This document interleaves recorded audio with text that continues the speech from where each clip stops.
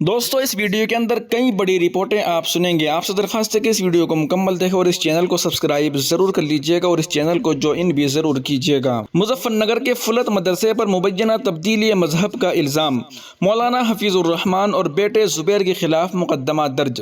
اتر پردیش کے مظفر نگر ضلع کے رتن پوری تھانہ علاقے میں واقع فلت گاؤں کے مدرسہ دارالعلوم رحیمیہ سے متعلق مبینہ تبدیلی مذہب کا معاملہ سامنے آیا ہے۔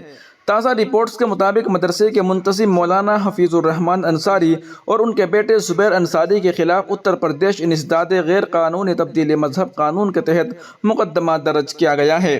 گرفتاری کے لیے پولیس ٹیمیں تشکیل دی گئی ہے۔ رپورٹس کے مطابق اس معاملے میں فلت کے رہائشی یونس کی تحریری شکایت کی بنیاد پر رتن پوری تھانے میں کارروائی کی گئی۔ شکایت میں الزام عائد کیا گیا ہے کہ مدرسے سے وابستہ افراد لوگوں کو مبینہ طور پر بہلا پھسلا کر، لالچ دے کر یا ڈرا دھمکا کر مذہب تبدیل کراتے تھے۔ تاہم یہ تمام الزامات فی الحال زیر تفتیش ہیں اور عدالت میں ثابت ہونا باقی ہے۔ اس سے قبل سوامی یشمیر مہاراج نے مدرسے پر مبینہ تبدیلی مذہب سے متعلق سنگین الزامات عائد کرتے ہوئے اعلیٰ سطحی تحقیقات کا مطالبہ کیا تھا۔ ان کے الزامات سامنے آنے کے بعد انتظامیہ نے مدرسے کے ریکارڈ کی جانچ شروع کی اور معاملے کے مختلف پہلوؤں سے تحقیقات کی گئی۔ تازہ کارروائی کے بعد پولیس نے مولانا حفیظ الرحمان انصاری اور زبیر انصاری کی گرفتاری کے لیے ٹیمیں تشکیل دی ہیں اور ممکنہ مقامات پر تلاش جاری ہے۔ میڈیا رپورٹس میں پولیس حکام کے حوالے سے کہا گیا ہے کہ سرویلائنس کی مدد بھی لی جا رہی ہے اور تحقیقات کی بنیاد پر مزید قانونی کارروائی کی جائے گی۔ دوسری جانب سوامی یشمیر مہاراج نے معاملے کی جانچ مرکزی تحقیقاتی ایجنسی سے کرانے اور مدرسے کی مبینہ فنڈنگ و املاک کی بھی تحقیقات کا مطالبہ کیا ہے۔ واضح رہے کہ ان کی جانب سے کیے گئے بڑے دعووں کی ابھی آزادانہ یا عدالتی طور پر تصدیق نہیں ہوئی ہے۔ وہیں دوسری جانب بڑی خبر آ رہی ہے کہ جو بھی ایرانی رہنما اسرائیل کو نقصان پہنچانے کی کوشش کرے گا اس کا انجام خامنئی جیسا ہوگا۔ اسرائیلی وزیر دفاع کی کھلی دھمکی۔ اسرائیل کے وزیر دفاع اسرائیل کاٹز نے ایران کو سخت دھمکی دیتے ہوئے کہا کہ مستقبل میں جو بھی ایرانی رہنما اسرائیل کو نقصان پہنچانے یا اسے تباہ کرنے کے منصوبے کو آگے بڑھانے کی کوشش کرے گا اسے سابق ایرانی سپریم لیڈر آیت اللہ سید علی خامنئی جیسے انجام کا سامنا کرنا پڑے گا۔ اسرائیلی کاٹز نے خامنئی کے جنازے کے جلوس کے دوران جاری بیان میں اسرائیلی کارروائی کی ذمہ داری لیتے ہوئے کہا کہ خامنئی کو اسرائیل نے قتل کیا کیونکہ انہوں نے اسرائیل کو تباہ کرنے کے منصوبے کو شروع کیا اور اس کی قیادت کی۔ انہوں نے مزید کہا کہ قاتل خود مارا گیا۔ اسرائیل وزیر دفاع نے خبردار کیا کہ مستقبل میں کوئی بھی ایرانی رہنما اگر اسرائیل کو ختم کرنے کے منصوبوں کو دوبارہ آگے بڑھانے کی کوشش کرتا ہے تو اسے بھی اس طرح ناکام بنا دیا جائے گا۔ ان کا یہ بیان ایسے وقت سامنے آیا ہے جب تہران میں خامنئی کے آخری رسومات اور جنازے سے متعلق تقریبات جاری تھی۔ واضح رہے کہ آیت اللہ علی خامنئی 2026 میں امریکی اسرائیلی فضائی حملوں کے آغاز کے دوران مارے گئے تھے۔ اسرائیلی وزیر دفاع اس سے قبل بھی کہہ چکے ہیں کہ خامنئی کو نشانہ بنانے کا فیصلہ پہلے ہی کیا جا چکا تھا۔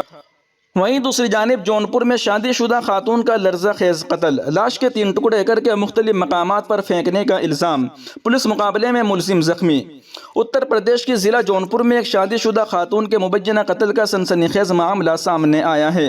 پولیس کے مطابق ملزم ہیمل کھکھریا عرف دلیپ پر وارانسی کی رہنے والی ریشمہ خاتون کو قتل کرنے اور لاش کے ٹکڑے کر کے مختلف مقامات پر پھینکنے کا الزام ہے۔ اطلاعات کے مطابق ریشمہ خاتون اور ملزم دلیپ کے درمیان قریبی تعلقات تھے۔ بتایا جا رہا ہے کہ دلیپ نے ہی ریشمہ کو جونپور میں ملازمت دلانے میں مدد کی تھی اور دونوں وہاں ساتھ رہ رہے تھے۔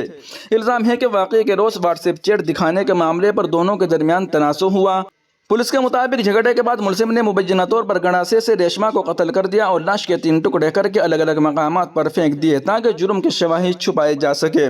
معاملے کی تحقیقات کے دوران پولیس نے ملزم کی تلاش شروع کی۔ اطلاعات کے مطابق پولیس کارروائی کے دوران ہونے والے مبینہ مقابلے میں ملزم کے پیر میں گولی لگی جس کے بعد اسے گرفتار کر لیا گیا۔ پولیس اب قتل کے سنگین معاملے کی مزید تفتیش کر رہی ہے اور واقعے سے متعلق شواہد اکٹھے کیے جا رہے ہیں۔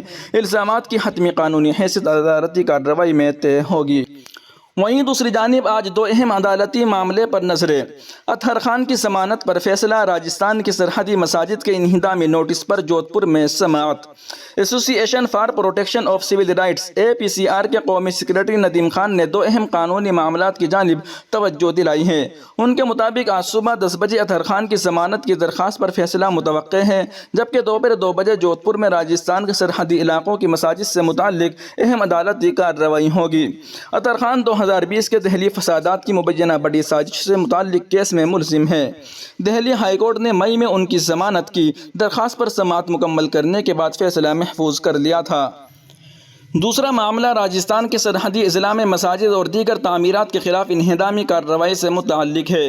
رپورٹس کے مطابق بھارت پاکستان سرحد کے قریب 50 کلومیٹر کے حساس علاقے میں مبینہ تجاوزات کے خلاف انتظامی مہم چلائی گئی، جس کے دوران مذہبی عمارتوں اور مدارس کے خلاف بھی کارروائی ہوئی۔